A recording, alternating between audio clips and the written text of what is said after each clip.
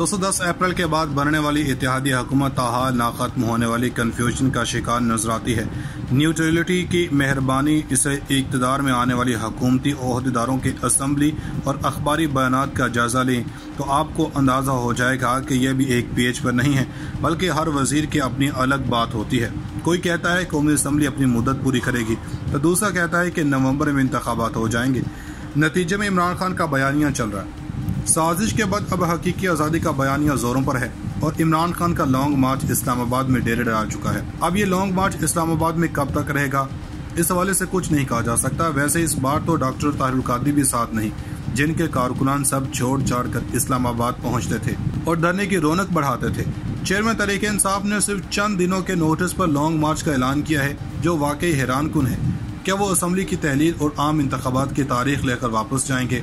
इस तरह के दर्जनों सवालात गर्दिश में हैं, लेकिन असल परेशानी हुकूमती सफ़ों में है कि आने वाले दिनों में क्या होगा, कोई कुछ बताने के काबिल नहीं। इस हवाले से जब एक विफाकी वजीर से बात हुई तो इन्होंने हैरान कुन तौर पर जवाब दिया कि हुकूमत 15 दिन की है या 15 माह की, इस बारे में तो हमें भी नहीं मालूम। जब इनसे पूछा गया कि तो फिर होगा क्या, तो इनका कहना था कि कुछ नहीं कहा जा सकता। बात को आगे बढ़ाते हुए विफाकी वजीर ने कहा कि सिर्फ चंद सियासी और अस्करी शख्सियात को हकाइक का अंदाजा है, बाकी सारे मफरूजे हैं। हालात का जायजा लेकर जिसमें जितना सियासी शऊर है वो उस तरह के तज्ज़िये पेश कर रहा है। इस हुकूमत के आने से पहले तो दो बातें से मुताल्लिक यकीन किया जा रहा था। पहली बात यह कि मुल्क के तेजी से बिगड़ते हालात ने इस्टेब्लिशमेंट को मजबूर किया कि वो न्यूट्रल हो जाए और तजुर्बाकार सियासतदान जिन्हें करप्ट तरीन करार देने का बयानिया मकबूल कर दिया गया था को इक़्तिदार सौंप दिया जाए ताकि वो मुल्क की डूबती मईशत को बहाल कर सकें।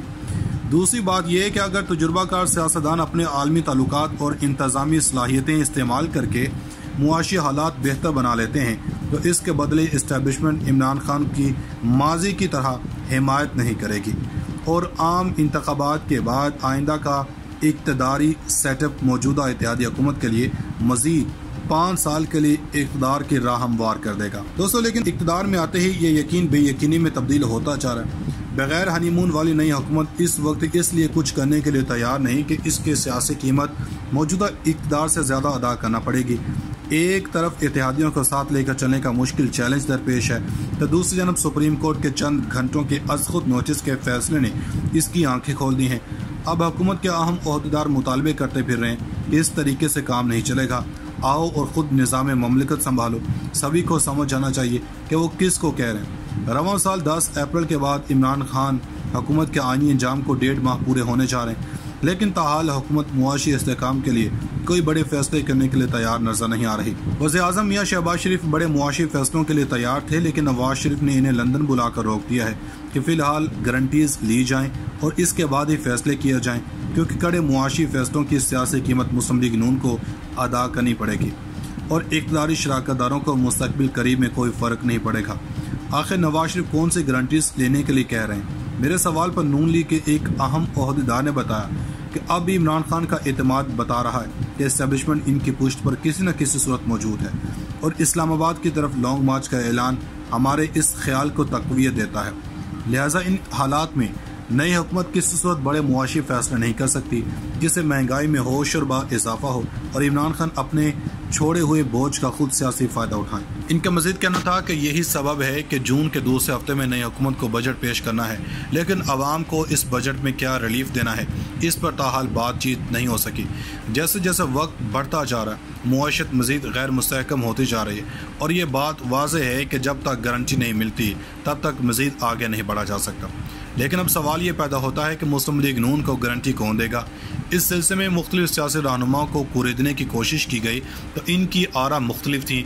एक रहनुमा का कहना था कि अगर मौजूदा असम्बली अपनी आइनी मुद्दत पूरी करती है तो मौजूदा वज़ीर-ए-आज़म शहबाज शरीफ इत्तेहादियों की मुशावरत से नए आर्मी चीफ का तकर्रुर कर सकते हैं, लेकिन जो हालात हैं इससे लगता है कि मामलात ज़्यादा आगे नहीं चल सकेंगे, जबकि मौजूदा आर्मी चीफ ने अपने ओहदे में मज़ीद तोसी लेने से इनकार कर दिया है। लिहाजा नवंबर तक अगर यह हुकूमत चल जाए और शहबाज शरीफ आर्मी चीफ का तकर्रुर कर भी दें तो भी इस बात की कोई ज़मानत नहीं कि नए आर्मी चीफ आम इंतखाबात में इनकी कोई मदद कर सकेंगे, क्योंकि माजी में भी मियां नवाज शरीफ ने जो ज़मानतें लेकर आर्मी चीफ मुकर्रर किए थे वो बाद में इनके काम नहीं आए। ایک دوسرے رہنما کی رائے یہ تھی کہ اگر بجٹ سے پہلے ہی وزیر اعظم صدر کو ایڈوائس بھیج کر اسمبلی توڑ دیتے ہیں تو نئے عام انتخابات پھر بھی نومبر سے پہلے ہونا ممکن نہیں، کیونکہ الیکشن کمیشن نے ان سے پہلے انتخابات کے انعقاد سے معذرت کر لی ہے۔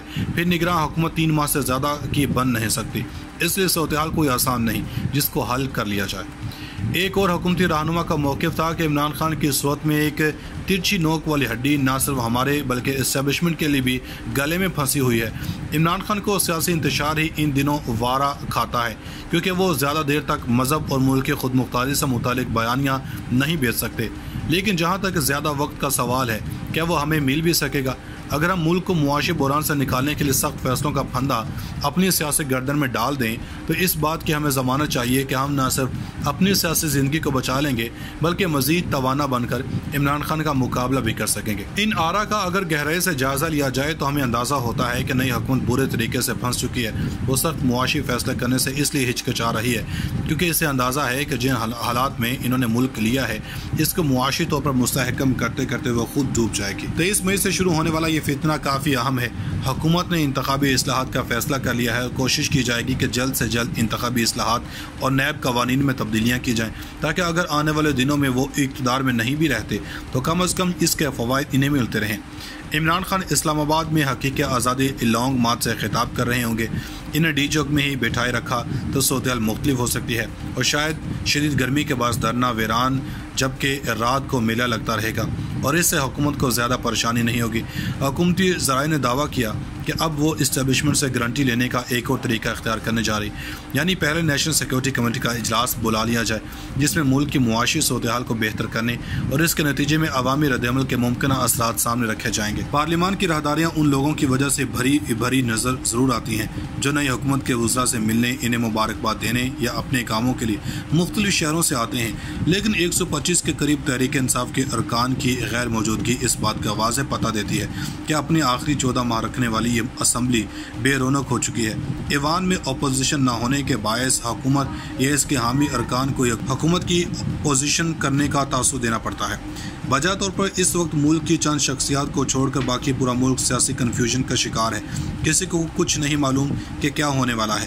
وفاقی کابینہ کے ارکان ہوں یا اعلیٰ بیوروکریٹ، بڑے سرمایہ دار ہوں یا حکومت کے دیگر اتحادی جماعتیں، سب بے خبر ہیں اور یہی بے خبری معاشی طور پر عدم استحکام پیدا کیے ہوئے ہے۔